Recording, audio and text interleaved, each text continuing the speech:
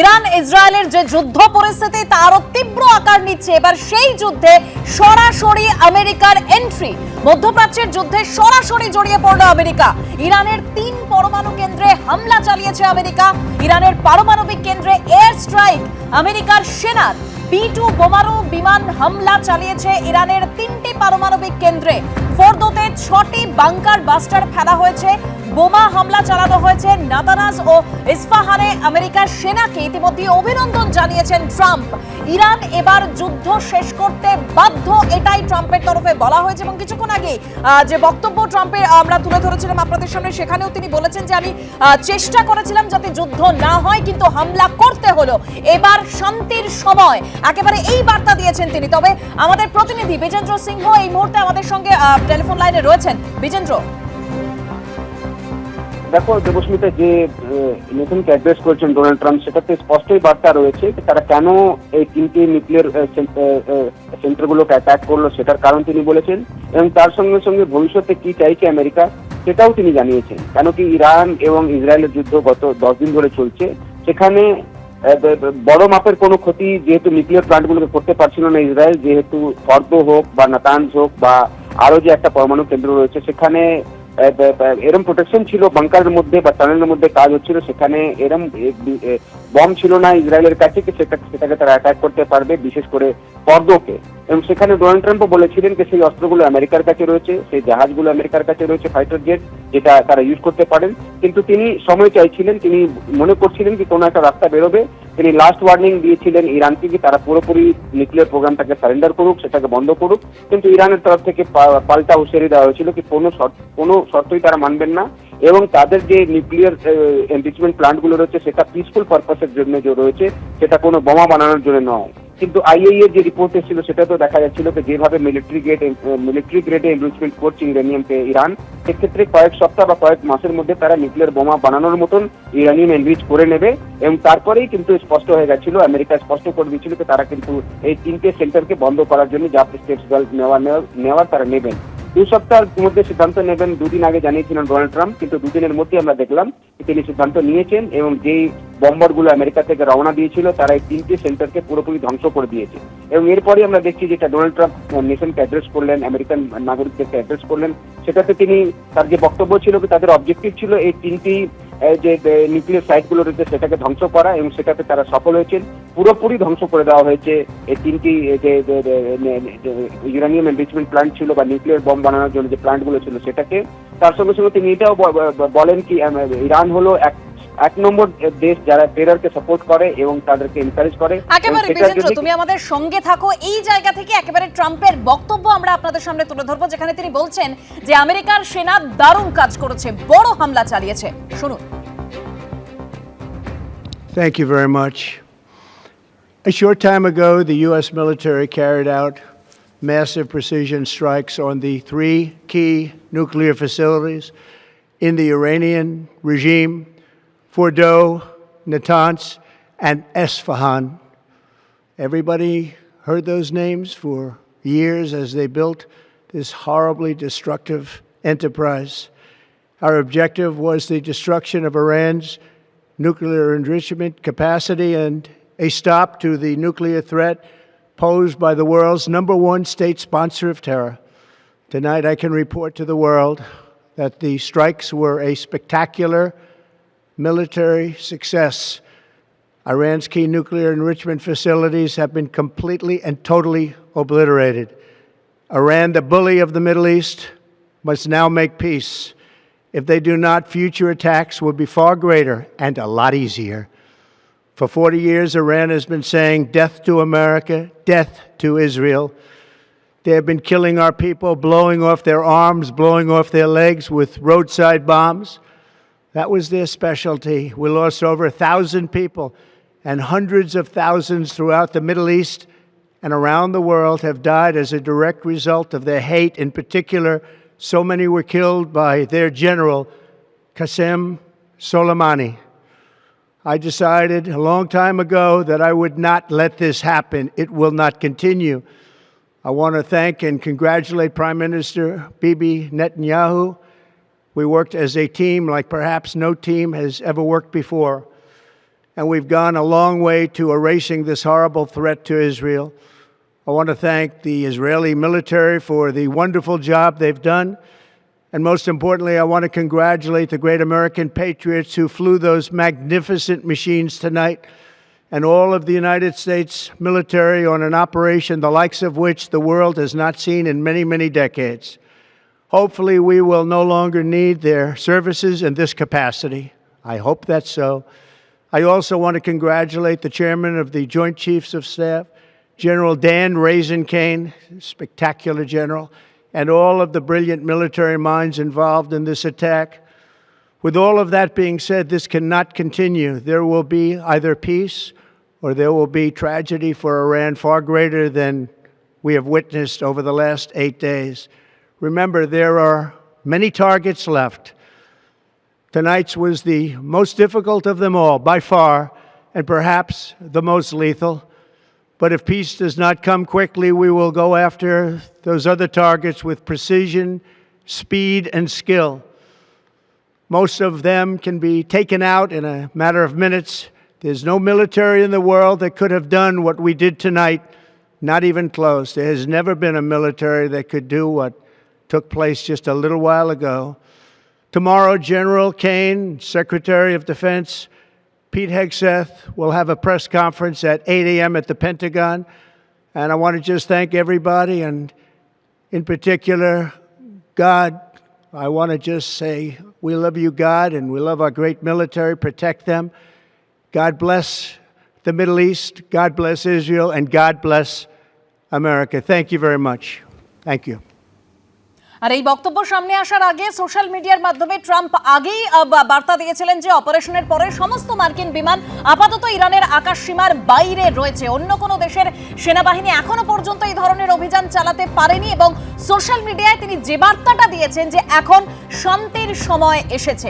আমরা আরো এই বিষয়ে আলোচনা করব। আমাদের সঙ্গে এই মুহূর্তে অবসরপ্রাপ্ত সেনাকর্তা ব্রিগেডিয়ার দেবাশিস দাস রয়েছেন। আমি ব্রিগেডিয়ার দাসের কাছে যাব এই জায়গা থেকে। ব্রিগেডিয়ার দাস, একেবারে গতকাল একদম শোতে যে কথাটা আপনি বলছিলেন যে আমেরিকা অ্যাটাক করতে পারে, B-2 বম্বার বেরিয়ে গেছে, মানে একদম আমরা দেখলাম সেটাই হলো। হ্যাঁ, দেখুন, আমেরিকার B-2 বম্বার স্ট্রাইক করেছে ফোর্দোতে, যেখানে অনেক নিচে জমির মাটির থেকে অনেক অনেক নিচে গভীরে নিউক্লিয়ার সাইট ছিল, এবং যেটা নর্মাল অস্ত্র দিয়ে করা যাচ্ছিল না। তো ওদের একটা ম্যাক্সিমাম অর্ডিন্যান্স পেনিট্রেটর বম আছে আর কি, বাংকার বাস্টিং বম বলে, সেটা অতি শক্তিশালী, আপনারাও দেখেছেন। তো সেই জায়গায় আমেরিকান B-2 বম্বার ব্যবহার করেছে। এছাড়া আমেরিকা থেকে বলা হচ্ছে, শোনা যাচ্ছে যে টম হক মিসাইল আর কি, যেটা শিপ থেকে লঞ্চ করা হয় সাধারণত, সেইটা ব্যবহার করেছে, যেটাও খুব অ্যাকুরেট, এবং এটা আগেও বহুবার আমেরিকা ব্যবহার করেছে। এটা টেস্টেড অ্যান্ড ট্রাইড মিসাইল আমেরিকার। তো এই দুটো শক্তি ইউজ করেছে। কিন্তু কাউন্টার পয়েন্ট কি জানেন, যে ইসরায়েল তাদের যেটা ইনিশিয়াল রিয়াকশন, তাতে দুটো তিনটে বড় মানে ইম্পর্টেন্ট কথা বলেছে। একটা বলেছে যে আমাদের মিসাইল যে ইউরেনিয়াম, এনরিচড ইউরেনিয়াম এবং নিউক্লিয়ার সায়েন্টিস্টকে আমরা সরিয়ে দিয়েছি। দ্বিতীয় কথা বলেছে যে আমাদের সেরকম বড় কিছু ক্ষয়ক্ষতি হয়। তৃতীয় কথা বলেছে যে আমেরিকান মিলিটারি আর আমেরিকার যত সিটিজেন এই এরিয়ায় আছে তারা আমাদের শত্রু, এবং ইরান এটাও বলেছে শত্রু দেশ আমাদের অ্যাটাক করেছে। তো এইখানে দেখা যাচ্ছে যে আমেরিকা একটা বড় যুদ্ধে জড়িয়ে গেল এখন, যেটা আর কি সারা বিশ্বের ওপর প্রভাব আসবে একটা সময়। কিন্তু আমেরিকা যেটা বলেছে যে হয় তোমরা পিস টক করবে, শান্তি নেবে, আর না হলে ট্র্যাজেডি ঘটিয়ে দেবো। আমাদের আরো অনেক টার্গেট বেছে রাখা আছে, সেগুলো আমরা 1 মিনিট 2 মিনিটের মধ্যে শেষ করে দিতে পারি। এটা একটা হুমকি। ডোনাল্ড ট্রাম্প তার নিজস্ব ভাষায় হুমকি দিয়েছেন, এবং তার নিজস্ব ভাষায় নিজের ঢাক পিটিয়েছেন, নিজের আর্মির ঢাক পিটিয়েছেন, নাকি পৃথিবীর কোনো আর্মি এরকম কাজ করতে পারে না। একেবারে বাজে কথা। পৃথিবীর বহু আর্মি, ইন্ডিয়ান আর্মি তার মধ্যে যে এরকম কাজ বহুবার করে দেখিয়েছে, ইসরায়েলও করে দেখিয়েছে, বাট ওনারও এটা স্বভাব, উনি করেছেন।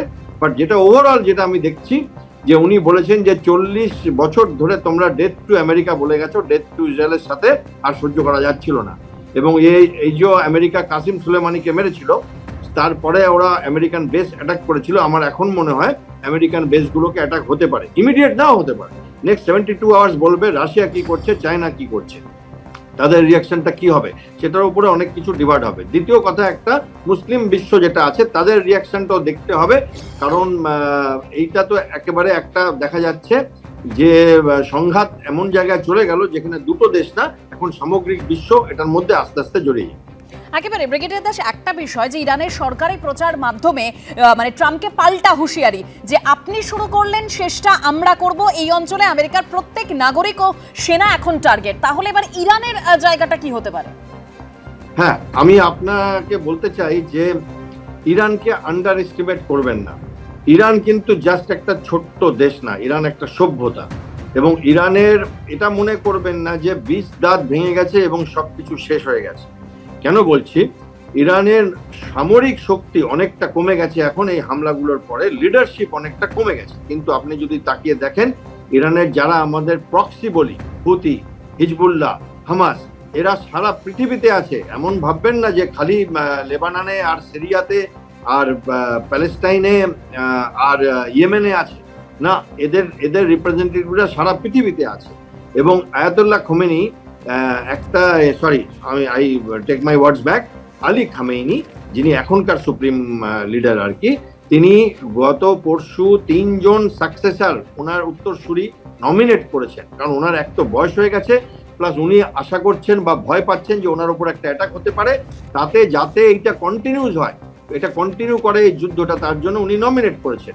এবং আমার মনে হয় এই জল অনেক দূর গড়াবে, কারণ এতে রাশিয়া জড়িয়ে পড়বে। কারণ রাশিয়ার একটা নিউক্লিয়ার ফেসিলিটি আছে, আপনি যে 3টে বললেন তার আপনি যদি আরো সাউথে যান, একটা নিউক্লিয়ার ফেসিলিটি রাশিয়ার আছে, যেটাতে 200-300 রাশিয়ান সায়েন্টিস্ট থাকে, বোসার নিউক্লিয়ার সাইট বলে। তো সেইখানে রাশিয়া ওয়ার্নিং দিয়েছিল আমাদের যেন কিছু না হয়। সেখানে ইরান বলেছিল না, তোমাদের সমস্ত সায়েন্টিস্টদের আমরা ঠিকঠাক রেখেছি। এবার তেলের ব্যাপারটা আছে, এবং অন্যান্য সৌদি কান্ট্রি, যেমন সৌদি বলছি, মুসলিম কান্ট্রি যারা চুপ করে বসে আছে, না ইরান না আমেরিকাকে সাপোর্ট করছে, তাদের উপরেও একটা আঘাত আনতে পারে ইরান। যেমন যে আমেরিকান শিপগুলো এখন মেডিটেরিয়ান সিতে ঘুরছে, দুটো এয়ারক্রাফট ক্যারিয়ার ব্যাটেল গ্রুপ ঘুরছে, 3য় নম্বরটিও আশেপাশে ঘুরছে, তাদের অ্যাটাক আনতে পারে। সিরিয়াতে, আপনার জর্ডানে, আপনার ইরাকে, ইয়েমেনে, সৌদি আরাবিয়ায়, ইউএইতে আমেরিকান বেস আছে, কাতারে, এগুলোর থেকে অনেক ফাইটার এয়ারক্রাফট ওরা সরিয়ে নিয়েছে, কিন্তু মানুষজন তো আছে, তাদের উপর অ্যাটাক আনতে পারে, আমেরিকান এম্বাসিতে অ্যাটাক আনতে পারে। আর তার থেকেও বড় কথা, ইউকে, আমেরিকার যে সমস্ত কান্ট্রিজগুলোতে এম্বাসি আছে তাদের উপর অ্যাটাক আনতে পারে, এবং প্রক্সিস দিয়ে। এবং এই স্ট্রেট অফ হরমুজ, সেখানে যত সাধারণ যাত্রীবাহী জাহাজ আছে আমেরিকার, সেগুলোর উপরে মার্চেন্ট নেভির মার্চেন্ট ক্যারিং অয়েল ক্যারিং ভেসেলের উপর অ্যাটাক আনতে পারে। তো এমন ভাববেন না যে পুরো যুদ্ধটা শেষ হয়ে গেছে, কারণ ইরানকে অতটা আন্ডার এস্টিমেট করাও ঠিক হবে না। এবং ইরানের পাশে কিছু বৃহৎ শক্তিধর দেশও আছে যারা এখনো সম্পূর্ণরূপে তাদের রূপটা প্রকাশ করেনি, যেমন ধরুন চায়না চুপ করে বসে আছে, যেমন ধরুন রাশিয়া, এবং এরকম মুসলিম ওয়ার্ল্ডেরও অনেক বন্ধু আছে, টার্কি। ইসরায়েল ইরান যুদ্ধে একেবারে সরাসরি জড়ালো আমেরিকা। ইরানের 3 পরমাণু কেন্দ্রে হামলা চালিয়েছে আমেরিকা। একদম সেই হামলার ছবি আপনাদের সামনে রেখেছি। ইসরায়েল ও 3 পরমাণু কেন্দ্রে যে আমেরিকার হামলা, একদম যুদ্ধে সরাসরি এন্ট্রি আমেরিকার, সেই হামলার ছবি আপনারা দেখতে পাচ্ছেন। 3টি পরমাণু কেন্দ্র একেবারে গুড়িয়ে দেওয়া হয়েছে ইরানের, যেরকম আমেরিকার তরফে বলা হচ্ছে। এবং ডোনাল্ড ট্রাম্প তিনি স্পষ্ট বার্তা দিয়েছেন, সোশ্যাল মিডিয়াতেও তিনি স্পষ্ট বার্তা দিয়েছেন যে এবার শান্তির সময়, এবং এই যুদ্ধ যদি না থামে একদম আমেরিকার পাল্টা, অর্থাৎ আরো বড় টার্গেট রয়েছে সেগুলো শেষ করে দেবে, এরকম ডোনাল্ড ট্রাম্প একেবারে সরাসরি হুঁশিয়ারি দিয়েছেন।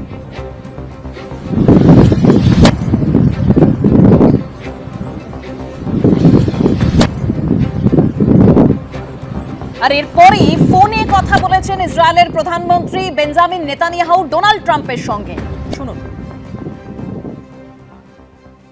Congratulations, President Trump.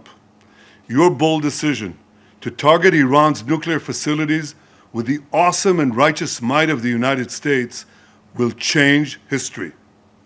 In Operation Rising Lion, Israel has done truly amazing things. But in tonight's action against Iran's nuclear facilities, America has been truly unsurpassed. It has done what no other country on earth could do. আমি brigadier Debashis Das আমাদের সঙ্গে রয়েছেন, আমি brigadier দাসের সঙ্গে কথা বলবো। Brigadier Das, একেবারে আপনি চায়নার পার্টটা নিয়ে কথা বলছিলেন। হ্যাঁ, দেখুন চায়নার ব্যাপারটা কি, যে চায়নার মিডল ইস্টে ইন্টারেস্ট আছে এবং সোজাসুজি চায়না ইরানের সাথে বন্ধুত্বের সম্পর্কে আছে, গভীর বন্ধুত্বের সম্পর্কে, এবং ব্যবসায়িক ভাবেও।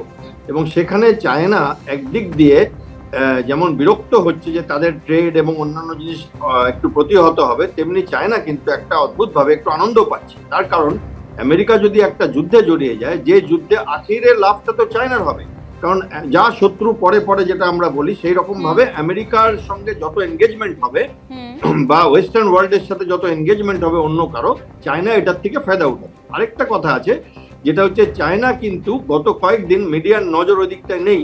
আমি কালকে আপনার শোতে আমি বলেছি এই কথাটা, যে চায়না কিন্তু অনেক ফাইটার এয়ারক্রাফট তাইওয়ানের দিকে এগিয়ে নিয়ে গেছে, তাইওয়ানকে ঘিরছে। একেবারে ব্রিগেডিয়ার, সেখান থেকে আপনার কাছ থেকে একটু জানতে চাইবো আমরা ভারতীয় নাগরিক হিসেবে যে বিষয়টা, যে ভারত তাহলে এবার কি করবে? হ্যাঁ, দেখুন ভারতের আমি তিন ভাবে দেখবো, মিলিটারি, ইকোনমিক এবং আপনার পলিটিক্যাল, আর ধরুন কূটনৈতিক। প্রথম কথা কূটনৈতিকে আসি। কূটনৈতিক ভাবে ভারত দুই দেশের সঙ্গে সম্পর্ক রাখছে, দুই দেশের প্রধানদের সাথে কথা বলছে। নেতানিয়াহু ভারতকে সবসময় কথা বলে জানাচ্ছেন কি হচ্ছে, এবং সেই দিকে আবার আপনি যদি দেখতে পারেন, ইরানের সর্বোচ্চ জায়গা থেকে এসেছিল যে ভারত এখন গ্লোবাল সাউথের লিডার। আমরা আশা করি, এটা আজকে না, গত পরশু এসেছিল, যে আমরা আশা করি ভারত আমাদের এই সমস্যাতে সমাধানে হেল্প করবে। তো এটা হচ্ছে কূটনৈতিক দিক। মিলিটারি দিকে ভারতের কিচ্ছু করার নেই, না ভারত এখন কোনো অস্ত্র দেবে, না কিছু করবে, না কোনো মিসাইল পাঠাবে, না কোনো ফাইটার এয়ারক্রাফট পাঠাবে। ভারত এই যুদ্ধে নেই। এবার আসি আপনার পলিটিক্যালে কিন্তু ভারতের অনেক কিছু আছে। যেমন ভারতের এটা যদি আপনি একটা দেখেন, যে আলী খামেনি এবং ইরান একটা শিয়া ওয়ার্ল্ডের রিপ্রেজেন্টেটিভ, সারা পৃথিবীতে শিয়া পপুলেশন ইরান, ইরাক আর আজারবাইজানে আছে। সেখানে ভারতে কিন্তু 4 কোটি শিয়া মানুষ আছে, এবং এটা যদি জাস্ট শিয়া একটা লড়াই হয়, তাতেও ভারতের পলিটিক্যালি একটু ইনভলভ হতে হবে।